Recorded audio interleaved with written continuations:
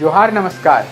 झारखंड समेत देश दुनिया की तमाम बड़ी खबरों में से कुछ प्रमुख खबरों पर आइए नजर डालते हैं।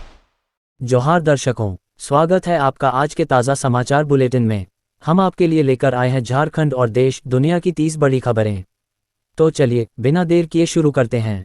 सबसे पहले बात झारखंड की। बच्चों की सेफ्टी को ध्यान में रखते हुए रांची प्रशासन ने बिना डॉक्टर की पर्ची के कफ सिरप की बिक्री पर रोक लगा दी है और 3 विशिष्ट cough syrup Coldrif, Respifresh, Relife पर प्रतिबंध लगाया है। अभिभावकों से अपील की गई है कि वे बच्चों को कोई भी सिरप देने से पहले डॉक्टर की सलाह जरूर लें। झारखंड में 7 से 11 अक्टूबर तक लगातार बारिश का दौर जारी रहने का अनुमान है, जिसमें कई जिलों में भारी वर्षा, तेज हवाएं और वज्रपात की चेतावनी जारी की गई है। मौसम विभाग ने नागरिकों से सतर्क रहने और अनावश्यक रूप से यात्रा से बचने की अपील की है। झारखंड के स्वास्थ्य मंत्री डॉक्टर इरफान अंसारी ने बीजेपी पर उनके मुस्लिम होने के कारण व्यक्तिगत रूप से निशाना बनाए जाने का आरोप लगाया है। उन्होंने कहा कि वे नफरत की राजनीति का जवाब अपने काम और जनसेवा से देंगे, न कि विवाद से। सारंडा जंगल को अभयारण्य घोषित करने के मामले में सुप्रीम कोर्ट ने झारखंड सरकार को कड़ी चेतावनी दी है, जिससे राज्य सरकार के सामने पर्यावरण संरक्षण और खनन से होने वाली भारी आर्थिक आय व रोजगार के बीच गंभीर द्वंद्व उत्पन्न हो गया है। झारखंड सरकार ने हाईकोर्ट के आदेश के बाद राज्य के लगभग 45,000 निजी स्कूलों के लिए मान्यता लेना अनिवार्य कर दिया है। हालांकि जमीन की कठोर शर्तें जैसे ग्रामीण इलाकों में 1 एकड़ और स्थानीय भूमि कानूनों के कारण लीज की समस्या जैसी बाधाएं छोटे स्कूलों के लिए मान्यता प्राप्त करना एक बड़ी चुनौती बना हुआ है। बाबा बैद्यनाथ धाम में कार्तिक माह की पवित्र शुरुआत के साथ ही श्रद्धालुओं की भारी भीड़ उमड़ पड़ी है, जो जलाभिषेक और विशेष पूजा अनुष्ठानों में भाग ले रहे हैं। इस अवसर पर मंदिर प्रशासन ने भक्तों की सुविधा और सुरक्षा के लिए विशेष प्रबंध किए हैं। झारखंड हाईकोर्ट ने जेपीएससी की 11वीं से 13वीं संयुक्त सिविल सेवा परीक्षा के मुख्य परीक्षा परिणाम को चुनौती देने वाली याचिकाओं पर सुनवाई की और अगली सुनवाई 10 नवंबर 2025 के लिए निर्धारित की। मामला परीक्षा मूल्यांकन की नियमावली, अनुपालन और नियुक्ति प्रक्रिया की पारदर्शिता से जुड़ा है, जिसमें अदालत ने जेपीएससी से मूल्यांकन प्रक्रिया के बारे में स्पष्टीकरण मांगा था। चक्रधरपुर रेल मंडल में 11 अक्टूबर 2025 से 20 जनवरी 2026 तक ट्रैक मरम्मत के कारण 16 यात्री ट्रेनें पूरी तरह रद्द रहेंगी, जबकि कई अन्य ट्रेनों का मार्ग बदला जाएगा या उन्हें छोटे रूट पर चलाया जाएगा। रेलवे ने यात्रियों को इस दौरान वैकल्पिक व्यवस्था करने की सलाह दी है। रांची में खराब मौसम के दौरान बार बार होने वाली बिजली कटौती की समस्या के समाधान के लिए जेबीवीएनएल ने पूरे शहर में 11 और 33 केवी की ओवरहेड लाइनों को अंडरग्राउंड करने का फैसला लिया है। इस योजना के तहत एक व्यापक सर्वे शुरू किया गया है, जिसमें विभिन्न यूटिलिटी विभागों के साथ समन्वय कर भविष्य की सभी जरूरतों को ध्यान में रखा जा रहा है। झारखंड के आदिवासी संगठनों ने कुर्मी समाज को अनुसूचित जनजाति एसटी में शामिल करने की मांग के विरोध में 8 अक्टूबर को आदिवासी आक्रोश महारैली आयोजित करने का फैसला किया है। उनका आरोप है कि यह मांग ऐतिहासिक तथ्यों को तोड़ मरोड़ कर पेश करके की जा रही है और इससे मूल आदिवासी समुदायों के संवैधानिक अधिकारों, आरक्षण और जमीन पर दावे खतरे में पड़ जाएंगे। धनबाद रेलवे स्टेशन पर एक छोटे बच्चे शुभम अग्रवाल का हाथ सामान स्कैनिंग मशीन में फंस गया, जिससे वहां अफरा तफरी मच गई। आरपीएफ और रेलवे टीम ने लगभग 1 घंटे की कार्रवाई के बाद मशीन का हिस्सा काटकर बच्चे को सुरक्षित बाहर निकाला और उसका प्राथमिक उपचार किया गया। झारखंड मुक्ति मोर्चा जेएमएम 15 अक्टूबर को घाटशिला विधानसभा सीट के लिए अपना उम्मीदवार घोषित करेगा, जिसमें दिवंगत विधायक रामदास सोरेन के पुत्र सोमेश सोरेन के चुने जाने की चर्चा है।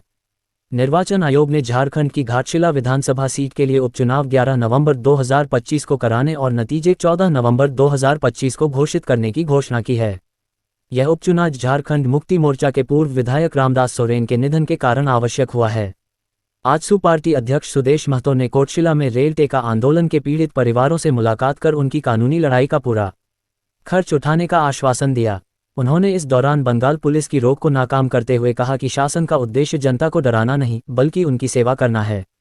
झारखंड के घाटशिला विधानसभा उपचुनाव को लेकर एनडीए गठबंधन भाजपा, आजसू, जदयू, लोजपा ने एकजुट होकर राज्य की वर्तमान हेमंत सोरेन सरकार के खिलाफ जोरदार हमला बोला है। गठबंधन के नेताओं ने सरकार पर भ्रष्टाचार, कानून व्यवस्था की विफलता, बेरोजगारी और बुनियादी सुविधाओं के अभाव जैसे गंभीर आरोप लगाए। उन्होंने दावा किया कि जनता सरकार की नाकामियों से तंग आ चुकी है और इस चुनाव में उसे सबक सिखाने का मन बना चुकी है। एनडीए ने संकल्प जताया कि वह पूरी एकजुटता के साथ चुनाव लड़कर इस सीट को जीतने का लक्ष्य पूरा करेगा। झारखंड सरकार ने स्पष्ट किया है कि राज्य के सरकारी स्कूलों में कार्यरत शिक्षकों और सहायक शिक्षकों के लिए हिंदी टिप्पण एवं प्रारूपण परीक्षा उत्तीर्ण करना अनिवार्य नहीं है, क्योंकि उनके कर्तव्यों में आधिकारिक टिप्पणी या प्रारूप तैयार करना शामिल नहीं है। ये निर्देश बिहार सरकार के 1987 के एक पत्र और राज्य के कार्मिक विभाग के नियमों के अनुरूप जारी किया गया है। झारखंड के लाखों छात्र कल्याण पोस्ट मैट्रिक छात्रवृत्ति की राशि न मिलने से नाराज हैं, जो शैक्षणिक सत्र 2024-25 के लिए अब तक जारी नहीं की गई है। कल्याण विभाग के अनुसार केंद्र सरकार द्वारा 60% राशि न भेजे जाने के कारण छात्रवृत्ति का भुगतान फिलहाल संभव नहीं हो पा रहा है। झारखंड लोक सेवा आयोग जेपीएससी ने झारखंड पात्रता परीक्षा JET-2024 के लिए आवेदन की अंतिम तिथि बढ़ाकर 30 अक्टूबर 2025 कर दी है, जिससे अभ्यर्थियों को डिग्री प्रमाण पत्र जैसे दस्तावेज जमा करने के लिए अधिक समय मिल गया है। आवेदन शुल्क जमा करने की अंतिम तिथि 31 अक्टूबर निर्धारित की गई है और 1 से 3 नवंबर तक अभ्यर्थी अपने आवेदन में सुधार भी कर सकेंगे। रेलवे सुरक्षा बल आरपीएफ ने हटिया स्टेशन पर ऑपरेशन नन्हे फरिश्ते के तहत एक अकेले यात्रा कर रहे 10 वर्षीय बच्चे मोहम्मद अलीशान को सुरक्षित बचाया। बच्चे को कानूनी प्रक्रिया पूरी करने के बाद उसे आगे की कार्रवाई के लिए चाइल्ड लाइन के हवाले कर दिया गया। हजारीबाग पुलिस ने कुख्यात अपराधी दानिश इकबाल को गिरफ्तार किया है, जो उदय साव और अनवर अली सहित कई हत्याओं तथा लेवी वसूली जैसे संगीन अपराधों का मुख्य आरोपी है। उसने पुलिस के सामने अपने गिरोह की गतिविधियों को कबूल किया है, जिसमें झारखंड बिहार में सक्रिय उत्तम यादव और शक्ति गिरी जैसे अन्य अपराधी शामिल हैं। बॉलीवुड अभिनेत्री मलाइका अरोड़ा 9 अक्टूबर को रांची के कांके रोड स्थित कल्याण ज्वेलर्स के नए शोरूम के उद्घाटन के लिए आ रही हैं, जहां वे अपने प्रशंसकों से भी मुलाकात करेंगी।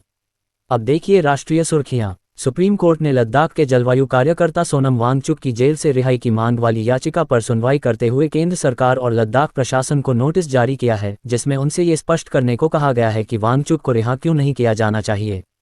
वांगचुक पर राष्ट्रीय सुरक्षा कानून रासुका लगाया गया है और उनकी पत्नी ने आरोप लगाया है कि उन्हें गिरफ्तारी के कारणों से अवगत नहीं कराया गया और यह गिरफ्तारी उनकी शांतिपूर्ण अभिव्यक्ति को दबाने का प्रयास है। सुप्रीम कोर्ट के मुख्य न्यायाधीश पर जूता फेंकने वाले वकील राकेश किशोर ने अपने कृत्य पर कोई पछतावा नहीं जताया है और दावा किया है कि यह कदम सीजेआई की उस टिप्पणी से आहत होकर उठाया गया था, जो उन्हें हिंदू धर्म के प्रति असम्मानजनक लगी। उन्होंने कहा कि वे जेल जाने को तैयार हैं लेकिन माफी नहीं मांगेंगे, जबकि प्रधानमंत्री मोदी सहित कई लोगों ने इस घटना की कड़ी निंदा की है। भारतीय क्रिकेट टीम के कोच गौतम गंभीर 8 अक्टूबर को दिल्ली में अपने घर पर टीम के सभी सदस्यों के लिए एक डिनर पार्टी की मेजबानी करेंगे।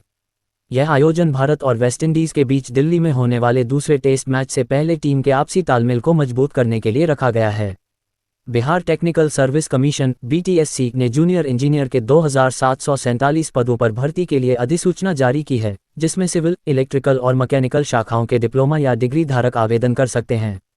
चयन प्रक्रिया लिखित परीक्षा और दस्तावेज सत्यापन पर आधारित होगी तथा चयनित उम्मीदवारों को 44,900 रुपये -1,42,400 रुपये का मासिक वेतनमान मिलेगा। अमेरिकी राष्ट्रपति डोनाल्ड ट्रंप ने हमास को गाजा पर नियंत्रण छोड़ने और इजरायल के साथ युद्धविराम स्वीकार करने की चेतावनी देते हुए कहा है कि अन्यथा उसे पूरी तरह से नष्ट कर दिया जाएगा। ट्रंप ने दावा किया कि इजरायल ने उनकी 20 सूत्रीय शांति योजना को स्वीकार कर लिया है और अब हमास के जवाब का इंतजार है, जबकि गाजा में इजरायली हमले जारी हैं, जिनमें हाल ही में दर्जनों फिलिस्तीनी मारे गए। भोजपुरी अभिनेता और यूट्यूबर मनी मेराज को गाजियाबाद पुलिस ने एक महिला यूट्यूबर द्वारा दर्ज कराए गए मुकदमे में बलात्कार, धर्म परिवर्तन के लिए दबाव, गर्भपात और आर्थिक धोखाधड़ी जैसे गंभीर आरोपों में पटना से गिरफ्तार किया है। पुलिस इस मामले की जांच लव जिहाद के कोण से भी कर रही है, जिसमें आरोप लगाया गया है कि आरोपी ने 3 साल तक महिला का शोषण किया और उससे लाखों रुपये भी ठगे। बिहार विधान परिषद सचिवालय ने ड्राइवर और ऑफिस अटेंडेंट के 24 पदों पर भर्ती निकाली है, जिसके लिए 10वीं पास उम्मीदवार 20 अक्टूबर 2025 तक ऑनलाइन आवेदन कर सकते हैं। ड्राइवर पद के लिए वैध ड्राइविंग लाइसेंस होना अनिवार्य है, जबकि दोनों पदों के लिए हिंदी अंग्रेजी का ज्ञान और साइकिल चलाने की क्षमता आवश्यक है। ये थी आज की 30 बड़ी खबरें। अगर आप ऐसे ही अपडेट्स पाना चाहते हैं तो हमारे YouTube चैनल को सब्सक्राइब करें, Facebook पेज को लाइक करें और इस वीडियो को शेयर जरूर करें। फिर मिलेंगे अगले बुलेटिन में, तब तक के लिए जोहार और नमस्ते। तो कैसी लगी आपको हमारी ये खबर, ये हमें कमेंट बॉक्स में लिखकर ज़रूर से बताएं और ऐसे ही नवीनतम ताज़ा अपडेट्स, खास खबरों से रूबरू बने रहने के लिए बने रहें हमारे संग। कैमरा के पीछे से मेरा सहयोग कर रहे अजय महतो, आनंद चौहान के साथ मैं विजयदत्त पिंटू, रांची।